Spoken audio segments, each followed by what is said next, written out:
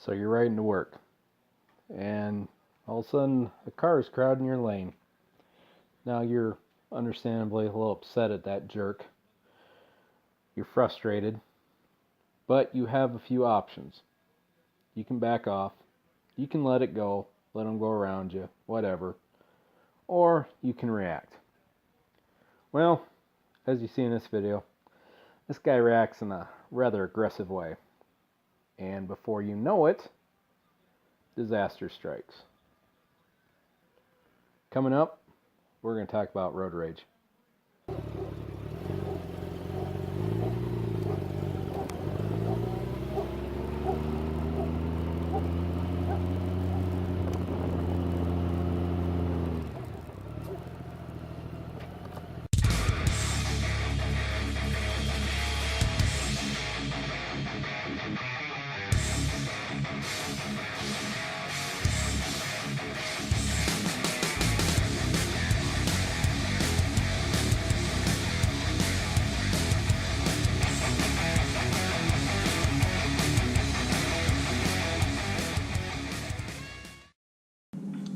Welcome to the SoDak Motorcycle Blog. I'm your host, Richard Lewis. Before we start, we heard news yesterday that Arlen Ness had passed away. Now, for those of you who don't know who Arlen Ness is, he was the custom bike building scene before there actually was a custom bike building scene. Like he had been active since the 1960s. Long before West Coast Choppers, Orange County Choppers, any of them existed, there was Arlen Ness. And so, to honor him, first of all, I just want to make a toast to Arlen Ness. He's done a lot of good for the motorcycle community. Wherever you are, Arlen, we miss you. We won't forget you.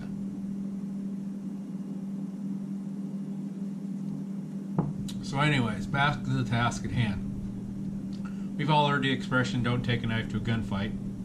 And it makes sense for obvious reasons.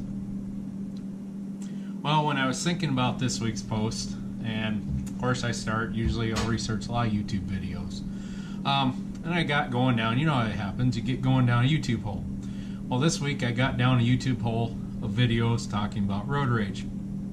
One video I watched was from a writer talking about it, and she'd made the comment, don't take a bike to a car fight. And I think that's, to me, this is the best way to sum up the topic of road rage on motorcycles. When we think about deadly weapons, we obviously think about guns. Now, this isn't a post about guns at all. This is a post about that 4,000-pound deadly weapon that's sitting in your driveway. It's not made by Colt or Remington or Winchester. It's made by Ford or General Motors among others. Might be made by Toyota or Honda.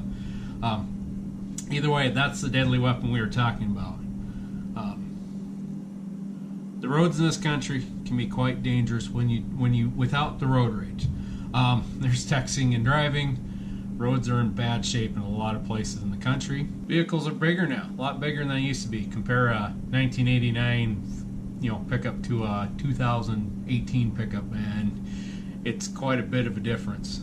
So, oh yeah, don't forget about congestion, and also it seems like people aren't edge about everything anymore. So now, let's add road rage to this mix, and basically sent to me, it's like you're pouring gas on a fire. It just makes the situation a whole lot worse. And for us on bikes, this can be especially challenging. On a bike, you're fully exposed to the world. It's one of the things we love about being on a bike. It also can be at a great disadvantage, especially when we're talking about this. There's no cage to protect you. Basically, you have your helmet, if you're wearing one, and some padding fabric protecting you from everything, if you have that. For many, it's barely having a half helmet and a t-shirt and jeans and maybe boots. So you don't have much that's protecting you. And also, you don't have the tonnage on your side. My Goldwing, it's an 800 plus pound touring bike, and it's a big motorcycle, big by motorcycle terms. But let's do the math. 800 pounds versus 4,000 pounds on a non-range track setting. I think we all know who's going to win that one. Because this isn't drag racing. This is, once again, we're using vehicles as weapons. Yeah, the biggest motorcycle in the world doesn't stand a chance against a 4,000 pound SUV. So, being able to handle these situations, to me, is essential to riding safely these days. And it seems like the country's rampant with road rage. I mean, you look at it, you'll find it everywhere. I don't know if it's because there's more people with short fuses in the world, more people get upset about everything. I don't know if that's the case, but, or if it's just we see more of it, it's just highlighted more on the news and we see it more on YouTube. But let's face it, it's a problem that's not going to go away. You do a simple YouTube search, go right now on your computer, do a simple YouTube search, and you'll find more vehicles of road rage incidents than you will ever care to see. I'm just tons of them. You notice here there's page after page of results that return for a simple motorcycle road rage search that I did. So, and there's, and either way, you look at all these videos, and I don't know, it seems to me like there's a decent amount of blame on both sides to it. But either way, in the end, you got car against bike. Once again, who you think's going to win? So here are some tips. And first I thought to deal with it, but in the end, I think we need to have the mentality. These are the tips you want to survive road rage. I'm not saying going out and doing road rage, but you're going to encounter these situations on a bike, and you need to be ready to handle them. Because to me, I think this to me, riding a motorcycle, especially if you're riding in larger cities, to me, this is just as important of a survival skill as using good road strategy. So if you look at, I'll include in the comments too, but there's a couple articles I use primarily for the research, and I'll give the links there. Surviving road rage. So what are we going to do? First of all, we're not going to don't ride aggressively. And that means don't be tailgating. Don't honk for no reason. Don't be giving, one finger salutes, and not of that variety, but of the other variety, no one finger salutes, etc. And also, you got passive aggressive things you do. Let's say you get fed up with being behind somebody who can't figure out speed, and then you go around them, and then you decide to slow down and go slower to annoy them. Same deal. Either way, you're doing some form of aggressive riding there. And like I said, when you start doing that aggressive riding, guess what? Now it's almost like adding that fuel to the fire triangle. It makes the situation worse and worse. So if something does happen, obviously you're going to want to limit your reaction. If you're by a car in the crowd in your lane, don't kick the car. Don't pull up beside them at a stoplight and give them the death stare with your blacked out helmet. Don't stop. Don't get off the bike and confront them. Don't do that. This brings me to the story of Zach Bube. Now, Zach was a naval officer. Now, there was an incident on the freeway one day. Essentially, a driver of a car, her name was Darla Renee Jackson. She was chased down by Zach after he'd kicked the side of her car for blocking his path. I'm assuming it was for someone trying to get on the interstate, whatever. Either way, a door was kicked, or side of the car was kicked. Darla then proceeded to run him down, or chase him down. I believe she had said it was because of trying to write down his license plate. Either way, she got too close to the bike because, from what I understand, Zach had slowed up a little bit, run over the tire, eventually knocked the motorcycle over, and as she did that, she ended up running over Zach. Zach obviously was killed. Darla would eventually plead guilty to voluntary manslaughter and was sentenced to 6 years in jail. So think of that right now. If, well, first of all, the rider's sake, obviously, if you're gone right now, it'd be terrible for everybody. You would lose, your family would lose someone they love. Your friends would lose someone they adore, all of that. Not to mention, if let's say you're the driver in this situation, because very well, we could be drivers too. Some of us live places where some of us have jobs where we got to drive, regular vehicles as well. Let's say if you were gone right now today, you went to jail for 6 years. It probably have quite an adverse effect on your family, your friends, your job, everything else. It would have an adverse effect on you. And once again, like I said, someone died. So, this is where, reacting too aggressively can really get you in trouble. Alright, so any reaction you have, your reaction should be in a way that's going to diffuse the situation. So maybe if, you someone gets aggravated at you, maybe, just give them a little, give them like a, a little wave or, something like that. Let them get it out. Let them yell at you. Let them honk at you. Let them give you the one finger salute. Just ignore them. Whatever they say, honestly, they're kind of, the person that's mad at you is probably a little out of their mind at the moment anyway.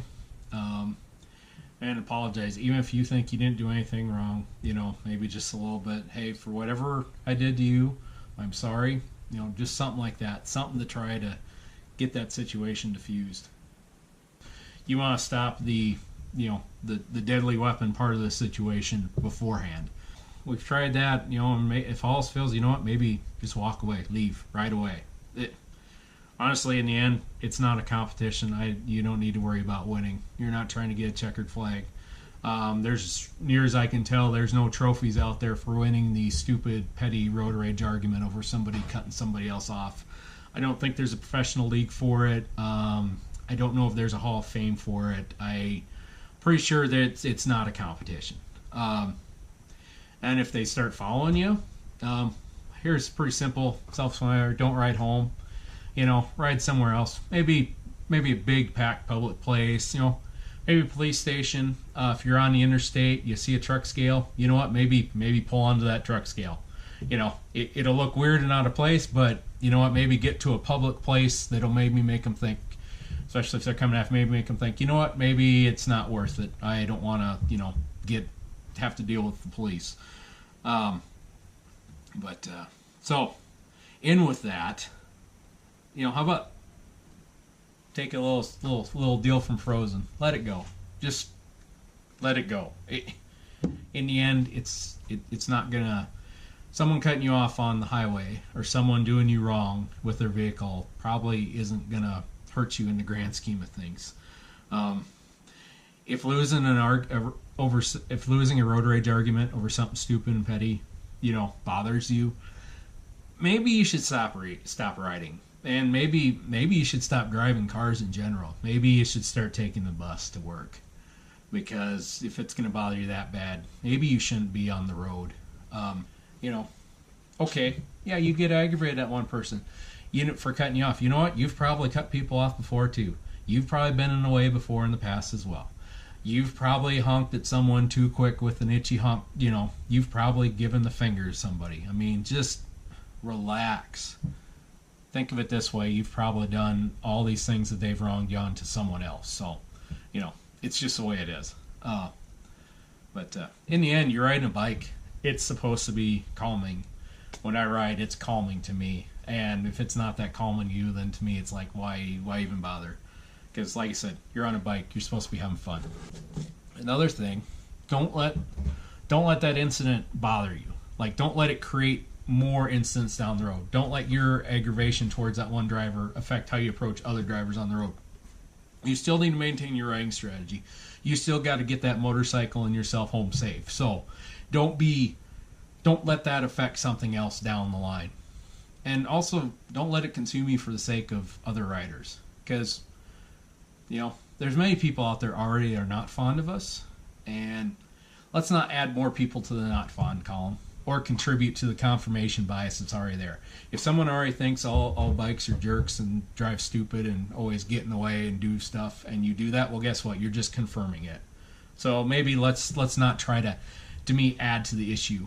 And also, it could trigger previous rounds for another rider. Let's say you cut somebody off and you have your little road rage spat, and now here I come along. Well, now that vehicle cuts me off. And let's say it makes me mad, so now you've created another chain down the line. For the sake of other riders, also try not to do that. Now I know all this is easier said than done, and I'm also not a saint either. I've been a part of some incidents over the years, not many on bikes, but I've been part of a few in cars. And here's how easily it could be triggered. Now, this is a true story. This is how easily it can be triggered. So last rally, I was driving home in the car and was passing another car, and I admittedly was speeding. I was doing 75 and 65. Normally interstate out here is 75, well during rally it's 65. And people like to go 67, 68 because, I don't know, to me, the fine's just as bad whether you're going 10 over as opposed to 3 over, but whatever, it's a thing. And so I'm going by them, I'm probably doing about 75. And as I'm going around them on the left, this bike flies by me on the shoulder. And another one flies by me on the white line. It was about this time I was actually turning the turn signal on, getting ready to merge back in the other lane of traffic. So I almost hit the one that was on the white line as I was starting to move back. And it set me off a little bit. I sped up, and of course I passed them and cut them off because, you know, apparently because that's the international sign of we're aggravated at you on the road. And they did the same. Fortunately, I hit my exit and it was time to get off the exit and head to my house. But, you know, if you think about it, this could have turned into a real deadly situation. I wasn't trying to hit them, but let's say if I had misjudged when I was cutting them off. Let's say I hit a bike and knocked the rider off, and, you know, I could have killed the guy. In the end, this can happen to anybody, and you need to think about this.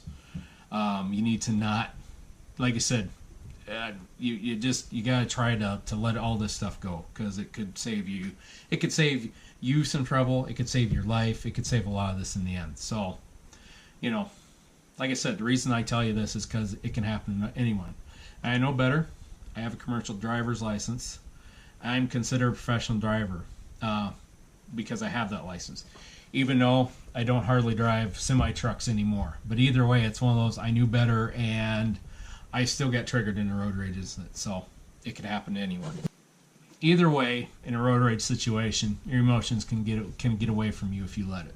So this riding season, keep those emotions in check. It could save not only your life, but the life of another rider. Take it easy, and we'll see you next time on SoDak Motorcycle Blog. Oh, and one last thing.